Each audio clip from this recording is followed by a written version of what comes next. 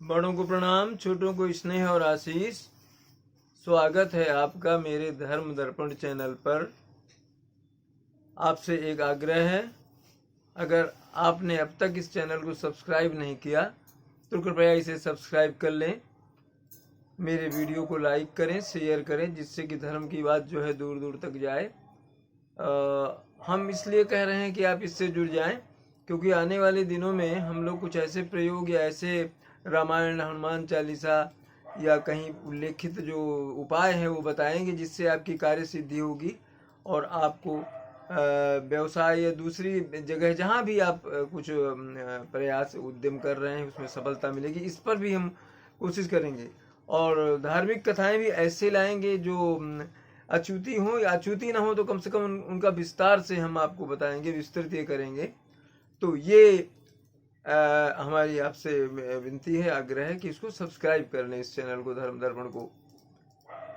या कुंदेन्दु तुषार हार धवला, या शुभ्रवस्ता व्रता, या वीणावरदंड मंडित करा, या श्वेत पद्मासना, या ब्रह्मा अच्युत शंकर प्रभृतिर्देवै सदा वंदिता, सा मां पातु देवी सरस्वती निःशेष जाड्यापहा। आज हम आपको एक ऐसे व्रत के बारे में बताने जा रहे हैं, उसकी पूजन विधि और उसकी कथा, जो माताएं संतान की प्राप्ति, संतान की उन्नति और संतान की रक्षा के लिए करती हैं। इसके कई नाम हैं। प्रचलित सर्वाधिक प्रचलित नाम है संतान सप्तमी। इसको कुछ लोग ललिता सप्तमी, मुक्ताभरण संतान सप्तमी भी कहते हैं। यह व्रत भाद्रपद मास की शुक्ल पक्ष की सप्तमी तिथि को किया जाता है। इसका विधि विधान कुछ इस तरह से है कि व्रत करने वाली जो माताएं हैं, प्रातःकाल स्नान आदि से निवृत्त होकर के स्वच्छ वस्त्र धारण करें। इसके बाद भगवान विष्णु और भगवान शिव की पूजा करके व्रत का संकल्प लें। इसमें भगवान शिव और गौरा देवी मतलब पार्वती की पूजा होती है। निराहार रहना है व्रती को। उपवास करके रख करके दोपहर को चौक पूर करके चंदन, अक्षत, धूप, दीप, नैवेद्य, सुपारी तथा नारियल आदि से शिव पार्वती की पूजा करनी चाहिए। इस व्रत में नैवेद्य के रूप में खीर, पूरी तथा गुड़ के पुए चढ़ाए जाते हैं। संतान की रक्षा की कामना करते हुए व्रत करें और कलावा अर्पित करें शिव और पार्वती को। बाद में इस कलावा या रक्षा को स्वयं धारण करके इसके बाद व्रत की कथा कहनी चाहिए। कथा कुछ इस प्रकार है। मुनीन्द्रो लोमशो नाम मथुरायां गतः पुरा, सो अचिन्तो वसुदेवन देवक्या च युधिष्ठिरः। एक समय आनंद कंद श्री कृष्णचंद्र से सत्यवादी श्री युधिष्ठिर ने पूछा कि हे भगवान, आपके मामा कंस ने आपके सभी अग्रजों को निज मारण भय की आशंका से मरवा डाला तथा आपके मारने के लिए भी न जाने कितने प्रयत्नशील रहा, किंतु सचेष्ट हुए भी, आपको मारने के लिए सचेष्ट रहते हुए भी कंस जो है वो इसमें सफल नहीं हो पाया। वसुदेव, ऐसा क्यों? इस व्रत के ऐसा क्यों हुआ, माने क्यों असफल रहा वो? किस व्रत के प्रभाव से यह सभी कार्य रूप में परिणित न हो सके? माने जो प्रयास आपको मारने के कंस ने किए वो सारे विफल रहे। किस व्रत के प्रभाव से? यह सुनने की हमारी बहुत अभिलाषा है।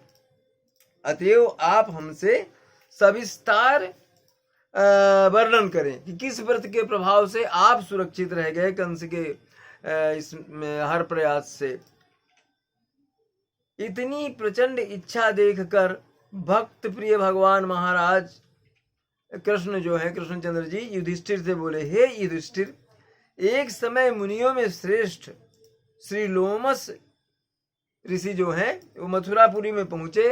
वहां पर वासुदेव और जो देवकी के पास उन्होंने वो पहुंचे और देवकी ने और वासुदेव ने उनका विधिवत पूजन और सत्कार किया।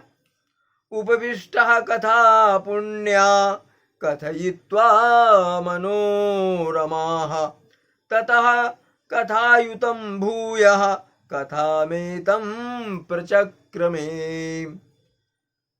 वो ऋषि लोमस जो थे उन्होंने उनकी पूजा से प्रसन्न होकर, वासुदेव और देवकी की पूजा से प्रसन्न होकर सुंदर मनोहर कथाओं को कहकर इस कथा को आरंभ किया। कौन सी? संतान सप्तमी में जो कथा की जाती है।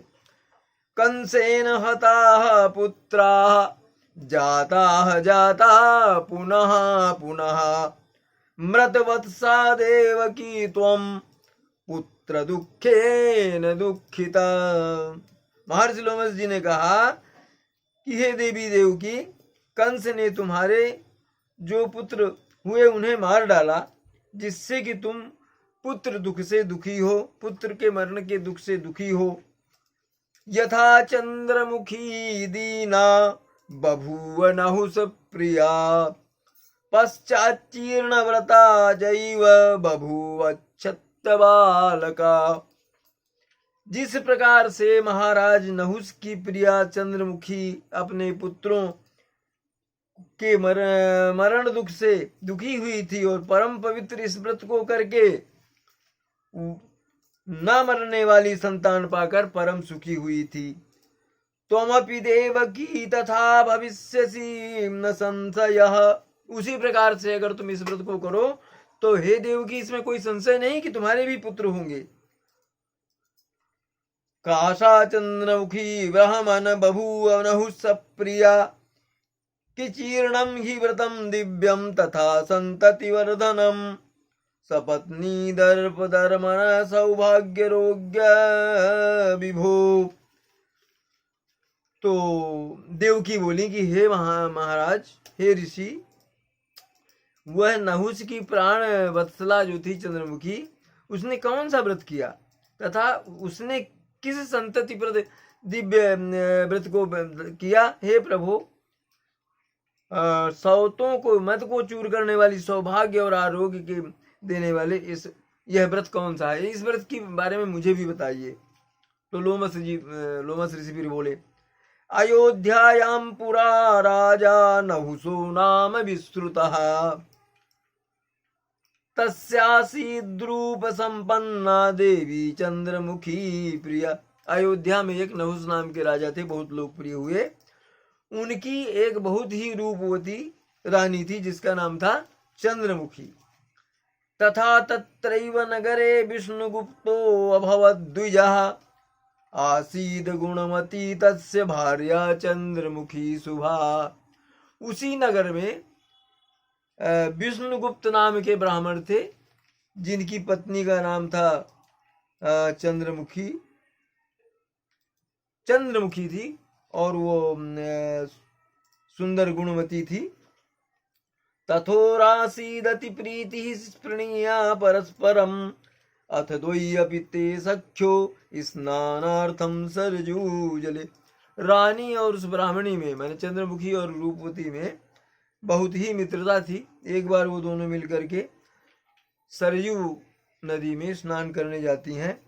प्राप्ते प्राप्तस्तथैव तत्रैव वहव्यो वै नगरांगना ताः स्नाताः मंडलम चक्रस्तन्मध्ये अव्यक्त रूपिण। इन दोनों के जाने पर नगर की बहुत सी स्त्रियां जो वहां स्नान आदि कर रही थी, वहां स्नान करने के लिए पहुंची थी। वहीं पर उन्होंने मंडल बनाया, मैंने चक्र बना करके बैठ गई और उन्होंने क्या किया कि उनके बीच में जो है उन्होंने एक चक्र बनाया और बैठ गई। उसके बाद क्या हुआ, लेखयित्वा शिवम शांतम मृमया सह शंकरम गंध पुष्पाक्षत वैरभक्त्या पूजयित्वा यथा विधि। उन्होंने शिव जी की और पार्वती जी की वहाँ प्रतिमा बनाई और भक्ति पूर्वक उनकी पूजा की, अक्षत और पुष्प और चंदन आदि से उनको समर्पित किया। प्रणम्य गंतुकामस्ताः पप्रक्षर्तुं स्त्रियौ। तत्पश्चात वो वहां से पूजा आदि समाप्त करके चलने लगी। तो जब अपने घर को जानी हुई तो इन दोनों ने, माने ब्राह्मणी ने और रानी ने पूछा उनसे, क्या पूछा? आर्याः किमेतत् क्रियते किं नाम व्रतमीदृशम्। तावुचुः शंकरो अस्माभिः पार्वत्या सह पूजितः। हे श्रेष्ठ स्त्रियों, तुम यह कौन सा व्रत कर रही थी तथा इस व्रत का क्या नाम है तथा ये कौन सा व्रत है? तो उन स्त्रियों ने कहा कि आज हमने पार्वती जी के साथ भगवान शिव का पूजन किया है। बद्ध्वा सूत्रमयं तंतुम शिवस्यात्मा निवेदिता। और ये जो डोरा हमने रक्षा जो बांधी है, इससे हम लोगों ने भगवान आशुतोष को अपनी आत्मा जो है वो समर्पित की है। ये संकल्प हो गया मेरा हम लोगों का। धारणीयमिदं तावत यावत प्राणावधारणम मुक्ताभरणकम नामं व्रतम संतानवर्धनम। जब तक हमारा जीवन है तब तक हम इस रक्षा सूत्र को धारण करती रहेंगी। क्या है ये मुक्ताभरण व्रत है और संतान की वृद्धि उसमें होती है, संतानवती होती है महिलाएं। अस्माभिः क्रियते सख्यो सुख सौभाग्यदायकम तासां तनुचनं श्रुत्वा सख्यो ते चापि देवकी। हे देवकी, जब उन स्त्रियों से इन दोनों ने, सखियों ने बात सुनी तो इन्होंने निश्चय किया कि हम लोग भी इस व्रत को करेंगे। उन स्त्रियों ने जैसा हमको बताया उस तरह से हम इस व्रत को करेंगे। और इन दोनों ने भी इस व्रत को करना आरंभ कर दिया। कृत्वा च समग्रम तत्र बद्ध्वा दुभ्यां सुदूरसम ततस्ताश्च गृहं जग्मुः स्वखिभिः समावृता। और यावत जीवन हम इस व्रत को करेंगे, ऐसी इन्होंने प्रतिज्ञा कर ली, रानी और ब्राह्मणी ने। और अपने हाथ में डोरा बांधा और स्त्रियां अपने अपने घर को सखियों के साथ चली गई। मतलब उन लोगों ने जो बताया था उसके अनुसार इन्होंने रक्षा सूत्र बांधे और कहा कि हम भी व्रत को करेंगे। कालेन महता तस्यात् व्रतम विस्मृते शुभं चंद्रमुख्याः प्रमत्तायाः विस्मृतम सतु दूरकाः। समय बीतता गया। चंद्रमुखी जो है वो घमंड में चूर थी, तो वो इस व्रत को भूल गई और डोरा बांधना भी उसने भुला दिया, वो रक्षा बांधना भी भुला दिया। चंद्रमुखस्या तथा भद्रे विस्मृत सर्वमेव तत् मृते कंश्चित् दोरात्रैः सबभूव प्लवगमी। महर्षि बोले, लोमस जी बोले कि हे भद्रे, स्त्रियों में श्रेष्ठ देवकी चंद्रमुखी भी उस व्रत को तथा सूत्र बांधने को भूल गई और कुछ दिनों के पश्चात करने पर वह रानी चंद्रमुखी मरने पर वह रानी जो है चंद्रमुखी वानरी के रूप में, वानरी की योनि में उसने जन्म लिया। भद्रास्या कुक्कुटी जातां व्रत भंगाक्षुभानने संभूय भूयः समग्रम प्राज्ञव्रतम चक्रतुस्तदा। हे देवकी, व्रत के भंग हो जाने से वह भद्रमुखी कुक्कुटी अर्थात मुर्गी के रूप में जन्म ली उसने भद्रमुखी जो ब्राह्मण की पत्नी थी।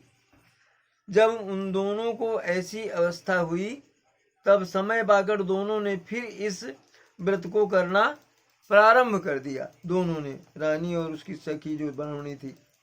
कालेन पंचतां प्राप्ते सखी भावात सहैवते अदेव मात्र के देशे जाते गोकुल संग के। फिर कुछ समय के पश्चात क्या हुआ कि दोनों के पंच तत्व प्राप्त करने पर मरने पर सखी होने के कारण अदेश मातृक देश में गोकुल नामक नगर में दोनों सखियों ने फिर से जन्म लिया। ब्राह्मणी ब्राह्मणी जाति, क्षत्रिया क्षत्रिया तथा राज्ञो जाया बभूवाश्च पृथ्वीनाथस्ते वल्लभा। ब्राह्मणी जो थी ब्राह्मणी के रूप में पैदा हुई, और रानी जो थी वो क्षत्रिय इसमें पैदा हुई, और पृथ्वीनाथ नाम के जो राजा थे उनकी पत्नी हुई रानी। ईश्वरी नाम विख्याता यासीत चंद्रमुखी पुरा, नामना भद्रमुखी यासीद भूषणानाम सा भवत। जिसका नाम प्रथम में चंद्रमुखी था उसका नाम अब इस जन्म में ईश्वरी, और चंद्रमुखी का नाम भूषणा पड़ गया। अग्निमीलस्य सा दत्ता पित्रा तस्य पुरोधसः, अतीव वल्लभा चासीद भूषणा भूषण प्रिया। भूषणा का पाणी ग्रहण संस्कार जो है, विवाह जो है, उसके पिता ने अग्निमील नामक पुरोहित के साथ कर दिया। वह भूषणों से प्रेम करने वाली भूषणा अपने पति को अत्यंत प्यारी हुई। पति बहुत प्रेम करते थे भूषणा से। भूषितां भूषणं वरं रूपेणालंकृता स्वयं, तस्यां बभूवरष्टो ते पुत्राः सर्वगुणान्विता। भूषणा के स्वयं भूषणों से अलंकृत होकर सर्वगुणों से युक्त 8 पुत्र पैदा हुए। भूषणा जो ब्राह्मणी थी। मात्रवद रूप संपन्ना पितृवद मर्शीलनम, सख्यौ ते चैव तबद्धि जाते जातिरिस्मेर किल। वे 8 पुत्र जो है माता के समान रूप संपन्न एवं पिता के समान धर्माचरण करने वाले, पूर्व व्रत के प्रभाव से वे दोनों जो है सखियां इस जन्म में भी सखी ही हुई। दोनों रानी और ब्राह्मणी जो इस जन्म में भी दोनों एक दूसरे की सखी हुई। पुनर्निरंतरा प्रीतिर भूवाशी भूदासी व यथा पुरा, काले बहुति ये जाते त्यक्ता सात्यप्त यौवना। मध्ये वयसि राशि च सा पुत्र में जीवनत, ईश्वरी रोगिणं मूकं प्रजाहीनं च विश्वरम। उक्त दोनों सखियों में पहले जैसा परस्पर प्रेम हो गया, और पहले जैसे उसी तरह से उनमें प्रेम भाव फिर से हुआ। बहुत समय बीत जाने पर आज्ञा और मौसम से विमुख होकर, आशा और यौवन से विमुख होने पर 50 वर्ष की अवस्था में ईश्वरी रानी के एक पुत्र हुआ। रानी के पुत्र हुआ ये, जो कि रोगी, बुद्धिहीन, गूंगा एवं अस्पष्ट बोलने वाला, लड़खड़ा कर बोलने वाला था। द्वादशो अपि महाभागे तादृशो अपि महाभागे मृतो असो नववार्षिका, ततस्तु भूषणा दृष्टुः मीश्वरी पुत्र दुःखितां, सखी भावात् अति स्नेहात् पुत्रेः स्वैः परिवारिता, अमुक्ताभरण भद्रा स्वरूपेणैव भूषिता। हे देवकी, वो जो रानी थी उसका पुत्र जो है कुछ काल के पश्चात जो है वो मृत्यु को प्राप्त हो गया।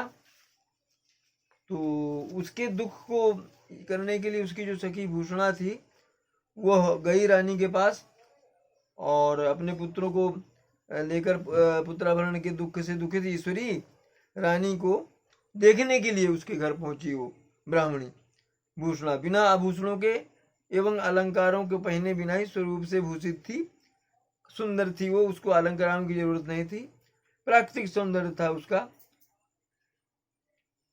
वो वहां पहुंची अपनी रानी के यहाँ उसको सांत्वना देने। सही भद्रा दुजसीद भार्याभूषण नामिक पुरा हि तस्याः कालेन कुक्कुटी बहुपुत्रिणी तान् दृष्ट्वा तादृशीं भव्यां प्रज्वलालेश्वरी रुषा। वह भद्रमुखी ब्राह्मण की पत्नी जो है भूषणा नाम की थी। यद्यपि वह पूर्व जन्म में कुक्कुटी हुई थी, किंतु व्रत के प्रभाव से फिर भी उसके बहुत से चिरायु पुत्र हुए। उसे भव्य देखकर ईश्वरी रानी क्रोधाग्नि से जलने लगी। ततो गृहं प्रेषयित्वा ब्राह्मणीं तीव्रमत्सरा चिंतयामास सा रानी तस्याः पुत्रवधं प्रति। वो प्रचंड क्रोध में हो गया उसको, रानी को, कि मेरे तो पुत्र नहीं, इसके 8 पुत्र हैं। ये देखकर बहुत क्रोधित हुई और ब्राह्मणी के उसके घर बेचकर उसके पुत्रों को मारने का उपाय सोचने लगी रानी। निश्चिंत चेतसा क्रूरा घातयामास तत्सुतान कस्मिच्चिद् दिवसे सा चतानाहूय गृहं प्रति। और उसके पुत्रों को जो है मरवाने के लिए क्रूर चित्र वाले चंडालों को, जल्लादों को उसने बुलाया और कहा कि किसी दिन अपने घर उसके पुत्रों को बुला लेंगे। भोजनस्य मिषात्तेषा मस्न मध्ये विसह विषं ददौ तत्पुत्रा हृष्टवदना भुवत्वान्नं गृहमागता। रानी ने भोजन में जो है, भोजन के बहाने उस ब्राह्मणी के बच्चों के भोजन में जो है विष मिला दिया। भगवान शंकर के व्रत के प्रभाव से उस विष को भी खाकर प्रसन्न चित्त होकर के सभी बालक जो है अपने घर लौट आए। ये है इस व्रत का प्रभाव। माने वो विष भी उन पर कोई असर नहीं कर सका, क्योंकि उसकी माँ व्रत करती थी। सामर्थ्याधृत राजस्य पुत्राः निधनं गताः पुनस्तान प्रेषयामास यमुनायां हृदहं प्रति। माता के द्वारा किए गए मुक्ताभरण या संतान सप्तमी व्रत के चलते प्रभाव से पुत्र जो है मृत्यु को प्राप्त नहीं हुए। तब रानी ने उन्हें यमुना जी में स्नान करने के लिए भेजा, ब्राह्मणी के पुत्रों को। तच्छिता हृदय भृत्याः पातयन्ति स्म पुत्रकान् तद्व्रतस्य प्रभावेन जानुदध्ना बभूवशा। रानी ने क्या किया कि उनके सिखाए जो ये थे नौकर थे, उन लोगों ने उन बेटों को, बच्चों को, 8 बच्चों को ब्राह्मणी के जमुना जी में डुबोना चाहा, उनको डुबो के मारना चाहा। किंतु आशुतोष भगवान शिव के व्रत के प्रभाव से यमुना जो है वो उनके, जो इतनी गहरी जमुना, उनके जांघों तक पानी हो गया उसका, और वो बच्चे ब्राह्मणी के बच गए व्रत के प्रभाव से। पुनः सा पाप चित्ता स्वान् भृत्यानाहूय यत्नतः शस्त्रैः कृत्वाय पुत्राणां बद्धस्तेषां विधीयताम्। रानी इतने पर भी रुकी नहीं। फिर उसने, पाप बुद्धि रानी ने नौकरों को बुलाया और कहा इन पुत्रों को मार डालो, अस्त्रों से काट, शस्त्रों से काट दो, इनको मार दो। तथेयुत्वा वनं गताः तैः साकं दुष्टबुद्धयः तथा हि बहुपुत्रांच जीवद्वस्ता शुभानने अमुक्ताभरणं नित्यं भर्तृश्चेतस्य वस्थिताः। और हे सुंदर मुख वालो भूषणा बहुत दिनों तक जीने वाले, बहुत पुत्रों से युक्त होकर बिना ही आभरणों के, बिना ही श्रृंगार के अपने पति के चित्त निलय में निवास करती हो। अतीव शोभना भद्रे विद्युद् वर्षात्यये यथा। और हे भद्रे, जिस तरह से वर्षा ऋतु में बिजली की शोभा होती है, बिजली कड़कती है, उसमें जो चमक होती है, उसी तरह से तुम भी वर्षा रूपी स्त्रियों में बिजली की तरह हो। इसके लिए, ब्राह्मणी के लिए कहा जा रहा है। शृणु देवी प्रवक्ष्यामि जन्मान्तरं विचेष्टितं किं तद्वि विस्मृते सर्वमयोध्यायां कृतः हि यत् आवाभ्यां व्रतं वैकल्ये प्रसत्ताभ्यां वरनाननी। लोमस ऋषि बोले, हे देवी, अपने पूर्व जन्म के किए हुए पुण्यों को सुनो। मैं बतलाता हूँ कि जो हमने व्रत अयोध्या जी में किया था वह अब हम दोनों ने प्रमत्त होकर छोड़ दिया, मैंने घमंड से छोड़ दिया। इसलिए एन त्वं वानरी जाता जाता कुक्कुटी तथा तथापि व्रत वैकल्यम त्वया चापल्यतः कृतम। जिससे कि तुम वानरी हुई, ये ब्राह्मणी बता रही है उसको, रानी को, और मैं कुक्कुटी मुर्गी हुई, उस समय तुमने चपलता के कारण व्रत को छोड़ दिया। मया तु सर्वभावेन ध्यानं चित्तेन शूलिनः तिर्यज्ञोऽन्यनृतापेन मनोवृत्त्या ह्यनुष्ठितम्। और मैंने ब्राह्मणी अपने लिए बोलती कि कुक्कुटी जन्म में भी मैं जो हूँ, जन्म पाकर भी नाना प्रकार के कष्टों को सहते हुए भी व्रत द्वारा भगवान शूलपाणि यानी शिव का ध्यान करती रही। मैं उस योनि में भी ध्यान करती रही। एतद्धि कारणं भद्रे नान्यत् किंचित करोम्यहम्। हे भद्रे, हे श्रेष्ठे, हे रानी, यही कारण है कि मेरे जो पुत्र हैं वो चिरंजीवी हैं, चिरंजीवी वत्सा हूँ मैं, मेरे बेटे चिरंजीवी हैं, और न मैंने कोई दान पुण्य बड़ा किया और ना ही गुरुजनों की सेवा की। मैं तो केवल इस व्रत के प्रभाव से मेरे पुत्र जीवित हैं। अब लोमस ऋषि कहते हैं, इत्याकर्ण्य वचः स्मृत्वा पूर्व जन्म विचेष्टितम् ईश्वरी च तथा सार्ध पुनः सम्यक् चकारः व्रतस्यास्य प्रभावेण पुत्र पौत्रादि संव्रता। तो महर्षि लोमस कहते हैं कि हे देवी देवकी, उस ब्राह्मणी के ऐसे वचनों को सुनकर के रानी ने भी पूर्व जन्म को अच्छी प्रकार से उसको स्मरण आ गई, और रानी ईश्वरी ने भी उसके साथ व्रत करने लगी उसके साथ, और व्रत के प्रभाव से रानी के भी पुत्र पौत्र हुए। भुक्त्वा दुःसौख्यमतुलं मृता शिवपुरं गता तस्मात् त्वमपि कस्याणि व्रतमेत समाचर। तो वो जीवन में सुख भोग करके अंत में शिवपुर को गई। तो हे देव कि तुम भी इस व्रत को करो तो तुम्हारे पुत्रों की भी रक्षा होगी। आरब्धस्मिन् व्रते दिव्ये जीवित पुरुता भविष्यसि। और यह ध्रुव सत्य है कि इस व्रत के आरंभ करने से ही तुम्हारे पुत्र जो हैं अवश्य चिरायु हो जाएंगे, चिरंजीवी हो जाएंगे।